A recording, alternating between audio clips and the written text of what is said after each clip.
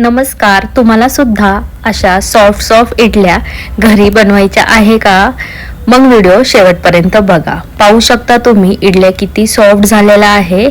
त्यासाठी 4 कप तांदूळ घ्यायचा आहे. कुठलं देखील तांदूळ यूज करू शकता. 1 कप उडीद डाळ स्वच्छ पाण्यात धुवून घ्यायची आहे. मग 5 तास सोक करायची आहे. 5 तासानंतर पाणी काढून घ्यायचं आहे आणि पेस्ट तयार करायची आहे. थोडंसं पाणी टाकून फर्मेंट करण्यासाठी ओव्हरनाईट ठेवायचं आहे. सकाळी त्यामध्ये चवीपुरतं मीठ आणि बेकिंग सोडा घालायचा आहे. फक्त आपलं इडली बॅटर तयार आहे इडलीसाठी.